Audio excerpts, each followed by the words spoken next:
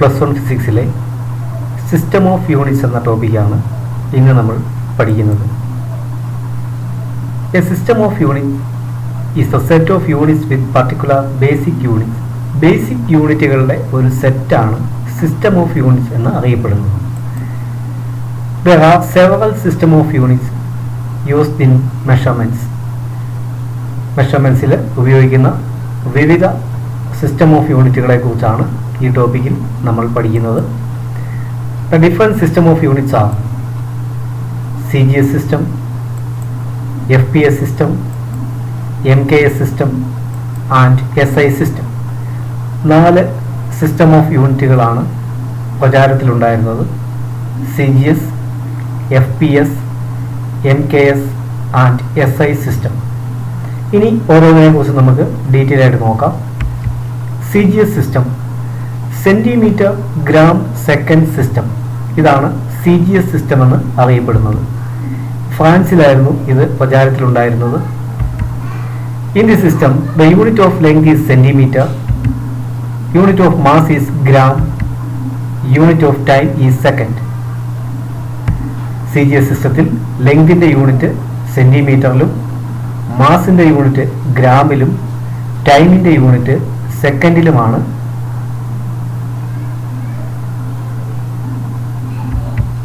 FPS system, foot pound second system. ഇത് അമേരിക്കയിലാണ് ഈ സിസ്റ്റം പ്രചാരത്തിലിരുന്നത്. In the system the unit of length is foot, unit of mass is pound, unit of time is second. ലെങ്തിൻ്റെ unit foot, അടിക്കണക്കിലാണ് നീളം അളന്നിരുന്നത്. അതുപോലെ മാസിൻ്റെ unit pound എന്ന യൂണിറ്റാണ് ഉപയോഗിച്ചിരുന്നത്. ടൈമിന് സെക്കൻഡ്. ഇതാണ് ഫുട്ട് പൗണ്ട് സെക്കൻഡ് സിസ്റ്റം അല്ലെങ്കിൽ FPS സിസ്റ്റം എന്ന് അറിയപ്പെട്ടിരുന്നു. MKS system, metre kilogram second system. This system is mainly used in engineering physics. Engineering ഫിസിക്സിലാണ് MKS സിസ്റ്റം ഉപയോഗിച്ചിരുന്നത്. In this system, the unit of length is meter, unit of mass is kilogram, unit of time is second. MKS സിസ്റ്റത്തിൽ length metre എന്ന യൂണിറ്റിലും അതുപോലെ mass kilogram എന്ന യൂണിറ്റിലും ടൈമിന് second എന്ന യൂണിറ്റിലും ആണ് express ചെയ്തിരുന്നത്. Then SI സിസ്റ്റം, സിസ്റ്റം ഇന്റർനാഷണലി ഡിയൂണൈറ്റ്സ്. ഫ്രഞ്ചിൽ ഇന്റർനാഷണൽ സിസ്റ്റം ഓഫ് യൂണിറ്റ്സ് എന്ന് പറയുന്നതാണത്. The system of units which is at present internationally accepted for measurement is SI system. ഇന്ന് പ്രചാരത്തിലിരിക്കുന്നതും എല്ലാ രാജ്യങ്ങളും അംഗീകരിച്ചിട്ടുള്ളതുമായ ഒരു സിസ്റ്റം ഓഫ് യൂണിറ്റ് ആണ് SI സിസ്റ്റം. നമ്മൾ പറഞ്ഞു CGS സിസ്റ്റം പറഞ്ഞപ്പോൾ ഫ്രാൻസിലാണ് അത് ഉപയോഗിച്ചിരുന്നതെന്ന് പറഞ്ഞു. അതുപോലെ FPS സിസ്റ്റം അമേരിക്കയിലാണ് ഉപയോഗിച്ചിരുന്നതെന്ന് പറഞ്ഞു. അങ്ങനെ ഓരോ രാജ്യങ്ങളിൽ വിവിധ സിസ്റ്റം ഓഫ് യൂണിറ്റുകളാണ് ഉപയോഗിച്ചിരുന്നത്. എന്നാൽ ഇന്ന് പ്രചാരത്തിലിരിക്കുന്നതും എല്ലാ രാജ്യങ്ങളും അംഗീകരിച്ചിട്ടുള്ളതുമായ ഒരു സിസ്റ്റം ഓഫ് യൂണിറ്റ് ആണ് സിസ്റ്റം ഇന്റർനാഷണൽ അല്ലെങ്കിൽ SI system. It is an extended version of MKS system, so it is called rationalized MKS system. MKS system നമ്മൾ പറഞ്ഞു MKS സിസ്റ്റത്തിൽ ലെങ്ത് മീറ്ററിലും അതുപോലെ മാസ് കിലോഗ്രാമിലും ടൈം സെക്കൻഡിലുമാണ് ഉപയോഗിച്ചിരുന്നത്. ഇങ്ങനെ ഉള്ള ആ MKS സിസ്റ്റത്തിനെ എക്സ്റ്റെൻഡ് ചെയ്താണ് SI സിസ്റ്റം രൂപീകരിച്ചത്. അതുകൊണ്ട് തന്നെ ഇത് extended version of MKS system എന്നും റാഷണലൈസ്ഡ് MKS സിസ്റ്റം എന്നും അറിയപ്പെടുന്നു. SI സിസ്റ്റത്തിൽ 7 ബേസിക് യൂണിറ്റുകളും 2 സപ്ലിമെന്ററി യൂണിറ്റ്സും ഉണ്ട്. 7 ബേസിക് യൂണിറ്റുകളും 2 സപ്ലിമെന്ററി യൂണിറ്റുകളും SI സിസ്റ്റത്തിലുണ്ട്. നമുക്ക് SI സിസ്റ്റത്തിനെ കുറിച്ച് ഡീറ്റെയിൽ ആയിട്ട് നോക്കാം. SI സിസ്റ്റത്തിലെ ഫണ്ടമെന്റൽ യൂണിറ്റുകളാണ് നമ്മൾ പറഞ്ഞു. ഫണ്ടമെന്റൽ ക്വാണ്ടിറ്റീസ് 7 ഉണ്ടെന്ന് പറഞ്ഞായിരുന്നു. Length, mass, time, electric current, temperature, luminous intensity and amount of substance. ഇതായിരുന്നു നമ്മൾ പറഞ്ഞ SI സിസ്റ്റത്തിലെ ഫണ്ടമെന്റൽ ക്വാണ്ടിറ്റികൾ.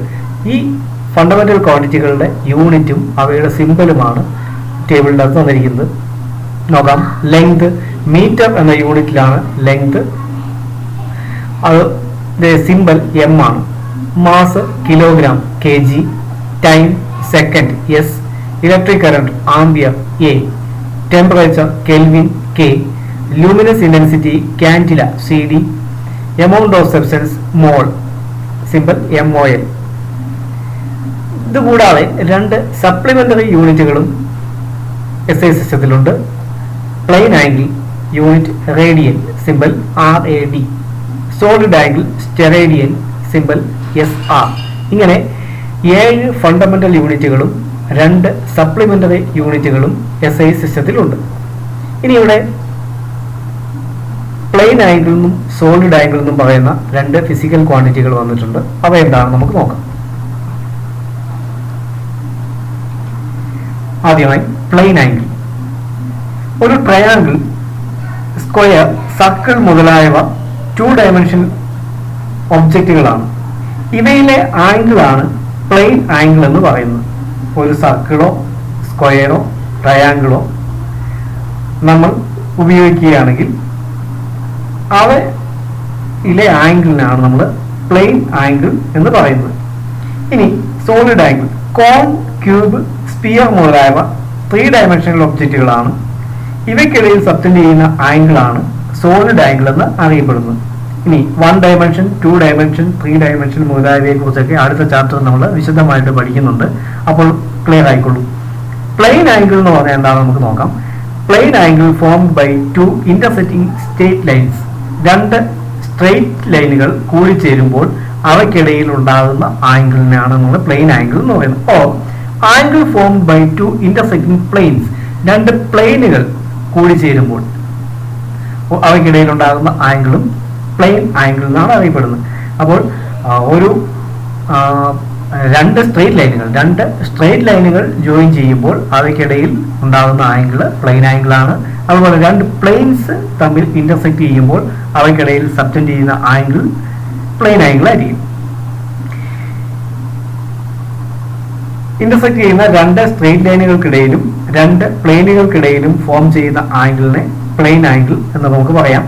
ഉദാഹരണത്തിന് നമ്മൾ വരയ്ക്കുന്ന ഒരു ട്രയാങ്കിൾ, സ്ക്വയർ, സർക്കിൾ മുതലായവയിൽ ഫോം ചെയ്യുന്ന ആംഗിൾ ഒരു പ്ലെയിൻ ആംഗിളാണ്. നമ്മളൊരു പ്രൊട്രാക്ടർ ഉപയോഗിച്ച് അതിനെ മെഷർ ചെയ്യുന്നു. നമുക്ക് ആംഗിൾ മെഷർ ചെയ്യാനായിട്ട് നമുക്ക് അറിയാവുന്നതാണ്. Unit of plane angle SI system is radian. SI സിസ്റ്റത്തിലെ പ്ലെയിൻ ആംഗിളിന്റെ യൂണിറ്റ് റേഡിയൻ ആണ്. അതിനെ RAD എന്ന സിമ്പൽ ഉപയോഗിച്ചാണ് നമ്മൾ റെപ്രസെന്റ് ചെയ്യുന്നത്. ഇനി സോളിഡ് ആംഗിൾ എന്താണെന്ന് നോക്കാം. 3D ഷേപ്പുകളായ കോൺ, ക്യൂബ്, സ്പിയർ മുതലായവയിൽ സോളിഡ് ആംഗിൾ ആണ് ഉപയോഗിക്കുന്നത്. It is A measure of the amount of field from A particular point A given object covers. Object cover ചെയ്ത ഒരു ഫീൽഡിന്റെ അളവിനെയാണ് സോളിഡ് ആംഗിൾ കൊണ്ട് ഉദ്ദേശിക്കുന്നത്.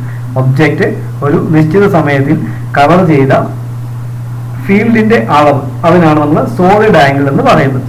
SI unit of solid angle is steradian, represented by letter SR. SR എന്ന letters ഉപയോഗിച്ചാണ് നമ്മൾ solid ആംഗിളിനെ unit steradian എന്ന യൂണിറ്റിനെ represent ചെയ്യുന്നത്.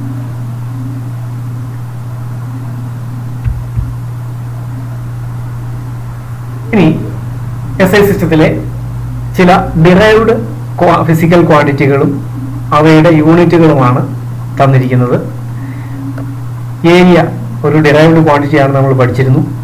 ഏരിയ കണ്ടുപിടിക്കാനായിട്ട് നമ്മൾ ലെങ്ത് ഇൻറ്റു ബ്രെഡ്ത്ത്, അതിൻ്റെ യൂണിറ്റ് മീറ്റർ സ്ക്വയർ ആണ്. കാരണം ലെങ്ത് എന്ന് പറയുന്നത് അതിൻ്റെ ലെങ്തിൻ്റെ SI യൂണിറ്റ് മീറ്റർ ആണ്. Breadth it is also a length, therefore length into length, therefore metre square. Volume area into height, അല്ലെങ്കിൽ length into breadth into height എന്ന് നമുക്ക് പറയാം. അതിൻ്റെ യൂണിറ്റ് മീറ്റർ ക്യൂബ് ആണ്. Velocity displacement by time, metre per second. Acceleration velocity by time, meter per second square. Angular velocity, angular displacement by time, that is angle by time, radian per second. Angular acceleration, angular velocity by time, radian per second square. Density, mass by volume, kilogram per meter cube.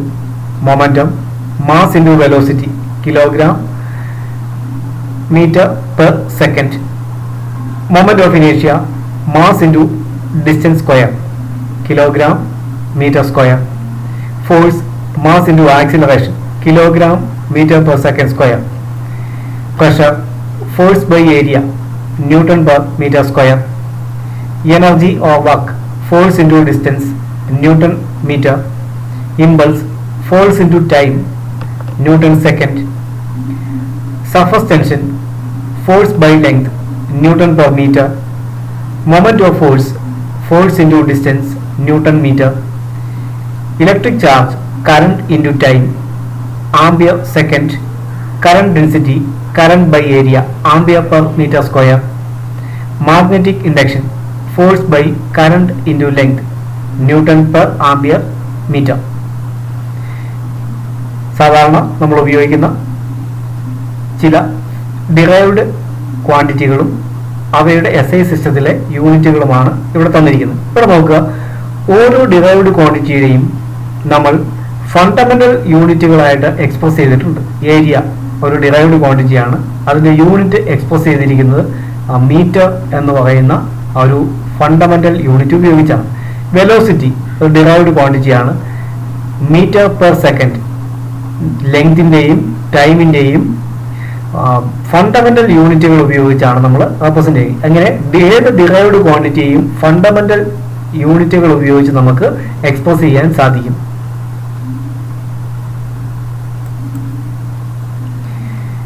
അടുത്ത topic, advantages of SI system over other system of units. മറ്റ് 3 system of യൂണിറ്റ്സിനെ അപേക്ഷിച്ച് SI സിസ്റ്റത്തിന്റെ advantages എന്തൊക്കെയാണെന്ന് നമുക്ക് നോക്കാം. Number 1, SI system is comprehensive. Comprehensive എന്ന വാക്കിന്റെ അർത്ഥം തന്നെ സമഗ്രമായത്, വ്യാപകമായത് എന്നാണ്. CGS system, MKS system, FPS system ഇവയിലെല്ലാം ലെങ്ത്, മാസ്, ടൈം തുടങ്ങിയ ചില ഫണ്ടമെന്റൽ ക്വാണ്ടിറ്റികളുടെ യൂണിറ്റുകൾ മാത്രമേ ഉൾപ്പെട്ടിട്ടുണ്ടായിരുന്നുള്ളൂ. But in SI system the 7 base units have units, so it covers all disciplines of science. സയൻസിലെ എല്ലാ മേഖലകളിലെയും എല്ലാ ഫണ്ടമെന്റൽ ക്വാണ്ടിറ്റികളുടെയും യൂണിറ്റുകൾ ഇതിൻ്റെ അകത്ത് പറയുന്നുണ്ട്. അതുകൊണ്ട് തന്നെ SI സിസ്റ്റം ഈസ് കോംപ്രിഹെൻസീവ്. സയൻസിലെ എല്ലാ ഫണ്ടമെന്റൽ ക്വാണ്ടിറ്റികളുടെയും 7 ബേസ് യൂണിറ്റുകളുടെയും യൂണിറ്റുകൾ ഇതിൻ്റെ അകത്ത് ഉൾപ്പെട്ടിട്ടുണ്ട്. അതുകൊണ്ട് SI സിസ്റ്റം ഒരു കോംപ്രിഹെൻസീവ് ആണെന്ന് നമുക്ക് പറയാം. SI system is coherent.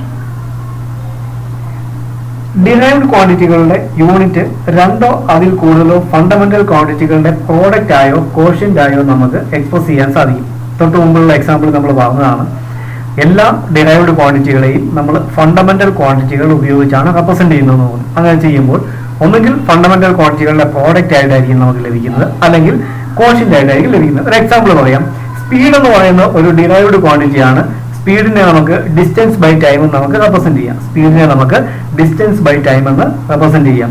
ഡിസ്റ്റൻസിന്റെ length ഒരു മീറ്റർ ആണ്. അത് SI യൂണിറ്റ് എന്ന് പറയുന്നത് മീറ്റർ ആണ്. ഡിസ്റ്റൻസ് എന്ന് പറയുന്നത് ലെങ്ത് ആണ്. അതുകൊണ്ട് തന്നെ അതിന്റെ SI യൂണിറ്റ് എന്ന് പറയുന്നത് മീറ്റർ ആണ്. SI unit of time is second. അതും ഒരു ഫണ്ടമെന്റൽ ക്വാണ്ടിറ്റി ആണ്.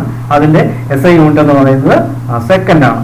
അങ്ങനെയെങ്കിൽ SI unit of speed is metre per second. Metre per second എന്ന് പറയുന്ന ഫണ്ടമെന്റൽ ക്വാണ്ടിറ്റി ഉപയോഗിച്ച് നമുക്ക് സ്പീഡ് എന്ന് പറയുന്ന ഡിറൈവ്ഡ് ഫിസിക്കൽ ക്വാണ്ടിറ്റിയെ യൂണിറ്റിനെ റെപ്രസെന്റ് ചെയ്യാൻ പറ്റും.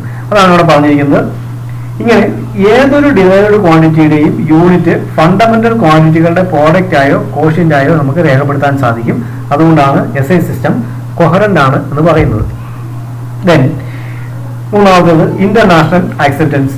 SI system is accepted internationally. നമ്മൾ പറഞ്ഞു CGS സിസ്റ്റം ഫ്രാൻസിലാണ് ഉപയോഗിച്ചിരുന്നത്, MKS സിസ്റ്റം അമേരിക്കയിലാണ് ഉപയോഗിച്ചിരുന്നതെന്ന് പറഞ്ഞു. ഒരു രാജ്യത്ത് നിന്ന് മറ്റൊരു രാജ്യത്തേക്ക് എത്തുമ്പോൾ യൂണിറ്റ് സിസ്റ്റത്തിന് ചേഞ്ച് വരുന്നത് പല പ്രയാസങ്ങളും സൃഷ്ടിച്ചിരുന്നു. ഇതിന് പരിഹാരമായി 1960 international conference of weights and മെഷേഴ്സിന്റെ അധ്യക്ഷതയിൽ എല്ലാ രാജ്യങ്ങളും അംഗീകരിച്ച ഒരു പുതിയ സിസ്റ്റം ഓഫ് യൂണിറ്റ് രൂപീകരിച്ചു. അതാണ് SI സിസ്റ്റം എന്ന് പറയുന്നത്. ഇന്ന് പ്രചാരത്തിലുള്ളതാണ്, എല്ലാ രാജ്യങ്ങളും അംഗീകരിച്ചിട്ടുണ്ട്. അപ്പോൾ SI system accepted internationally.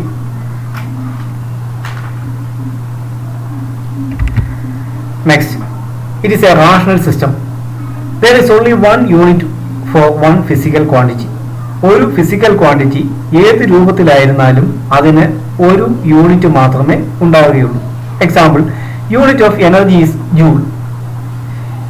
It may be mechanical, electrical or any form of energy. എനർജിയുടെ യൂണിറ്റ് ജൂൾ ആണ് SI സിസ്റ്റത്തിൽ.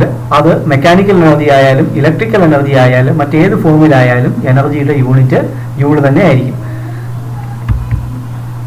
Then SI system is a metric system. In SI system, the multiples and sub-multiples can be expressed as the power of 10.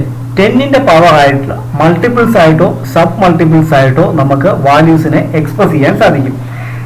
മെഷർമെന്റിൽ നമുക്ക് കിട്ടുന്ന value ചിലപ്പോൾ വളരെ വലുതായിരിക്കാം, ചിലപ്പോൾ തീരെ ചെറുതായിരിക്കാം. ഇത് രേഖപ്പെടുത്താനുള്ള എളുപ്പത്തിനായി നമ്മൾ 10ന്റെ പവർ ഉപയോഗിച്ച് വാല്യൂവിനെ എക്സ്പ്രസ് ചെയ്യുന്നു. ഇതിനെക്കുറിച്ച് അടുത്ത ക്ലാസ്സിൽ കൂടുതലായിട്ട് നമ്മൾ പഠിക്കുന്നുണ്ട്. അപ്പോൾ കൂടുതൽ വ്യക്തമാകും. അതായത് നമ്മൾ വാല്യൂസിനെ 10ന്റെ മൾട്ടിപ്പിൾസ് ആയിട്ടോ അല്ലെങ്കിൽ സബ് മൾട്ടിപ്പിൾസ് ആയിട്ടോ SI സിസ്റ്റത്തിൽ റെപ്രസെന്റ് ചെയ്യുന്നു. അതുകൊണ്ടാണ് ഇതൊരു മെട്രിക് സിസ്റ്റം എന്ന് അറിയപ്പെടുന്നത്.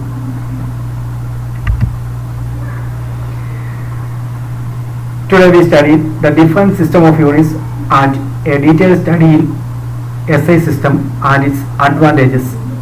I think this topic is very clear. Please give a like, share, subscribe the channel for daily updates. Thank you.